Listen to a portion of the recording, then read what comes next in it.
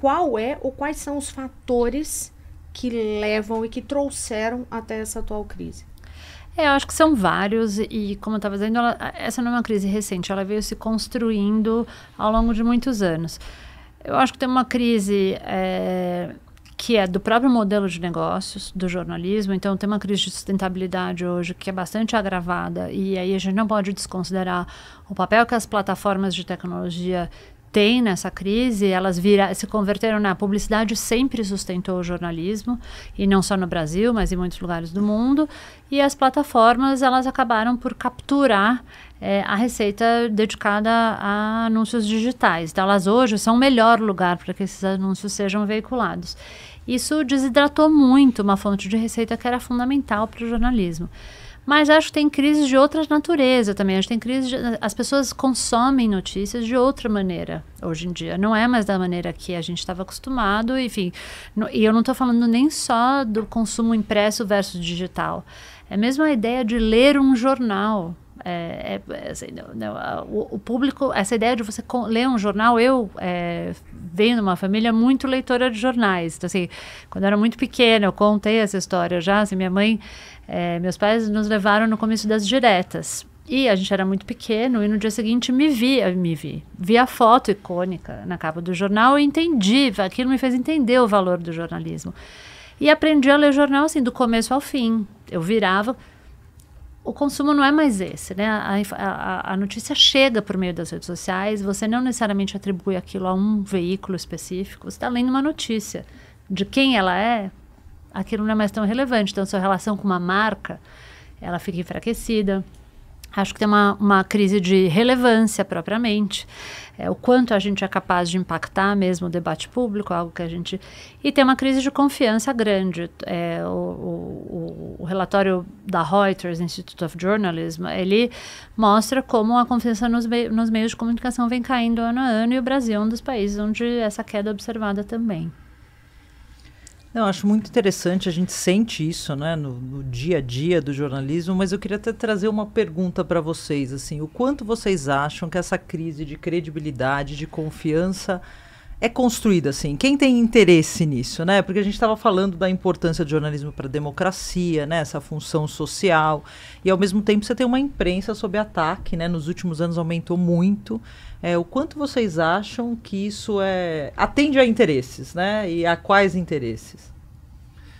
Eu acho que atende a interesses. O perigo de partirmos dessa premissa ou dessa constatação, parte de interesse, ou seja, traduzindo, o perigo da gente iniciar um raciocínio a partir dessa ideia, isso atende a algum interesse, ou seja, a desconstrução da credibilidade do jornalismo beneficia alguém, é a gente atribuir a esse alguém a culpa pelo que vem acontecendo.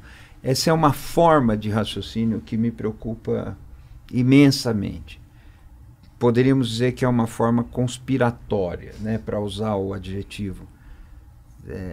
Encontrar um culpado e aí jogar tudo nas costas desse culpado, e passo seguinte, os problemas do mundo se concentram nesse culpado, passo seguinte, eliminando ou silenciando esse culpado, os problemas do mundo desaparecerão.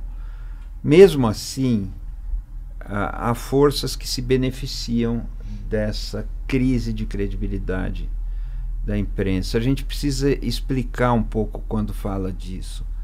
A Paula falou do Instituto Reuters, né, ou da Reuters, nos estudos conduzidos pela Reuters, mas vários outros vão na mesma direção.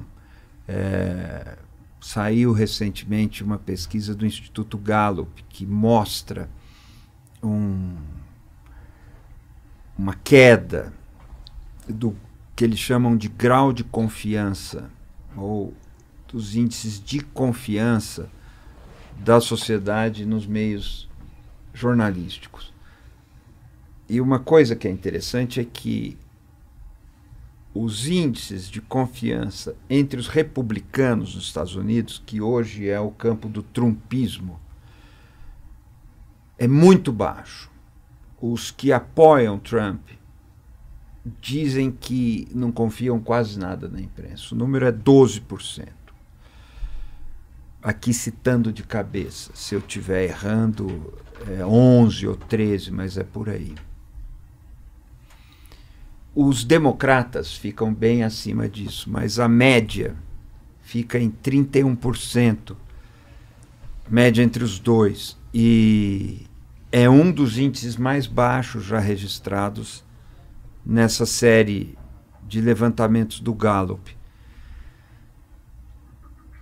Essa discrepância entre o que acontece com os trumpistas, que são a direita, e os democratas, que são mais ou menos a esquerda nos Estados Unidos, mostra como a confiança ela não é um dado objetivo. Ela tem relação com o sistema de crenças de cada grupo. E na direita, uma das características desse sistema de crenças é um questionamento feroz, ele é raivoso, ele é passional de todas as instituições que buscam e consolidam um conhecimento objetivo sobre o que se passa na sociedade. Quais sejam? A ciência, o sistema de justiça, porque o sistema de justiça tem os peritos e tem todo o levantamento dos fatos. A justiça, para funcionar, ela precisa conhecer a lei, mas ela precisa conhecer os fatos também. A universidade.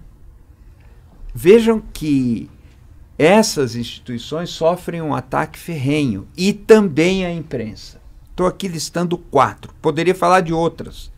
Por exemplo, a arte.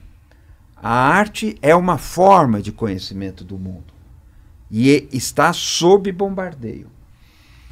Os grupos mais à direita, que não acreditam na imprensa, também duvidam da universidade, também duvidam da ciência. Há uma coincidência entre as posições anti-vacina, anti-aquecimento global e até a ideia de que a Terra não seja esférica, como parece que é, e esse ódio à imprensa.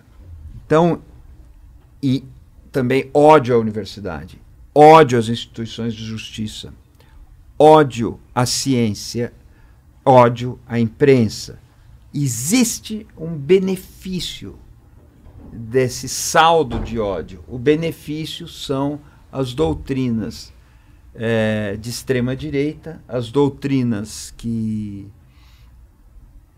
fazem pouco da democracia, que acham que a democracia é uma perda de tempo, ou levam a crer que a democracia é uma perda de tempo, que é preciso uma maneira mais rápida de resolver os assuntos, e essa maneira normalmente é autoritária, ou invariavelmente autoritária. Os que se beneficiam disso existem e podem ser localizados, podem ser identificados. Então há uma vantagem, isso que é perturbador. A crise de credibilidade da imprensa ela não é natural, ela não acontece de forma inercial, ela tem sido uma crise que leva um grande incremento de uma realidade fabricada, e essa crise beneficia as doutrinas autoritárias, totalitárias, intolerantes. Isso é muito nítido hoje. Eu acho que a gente precisa ter atenção para isso que está acontecendo.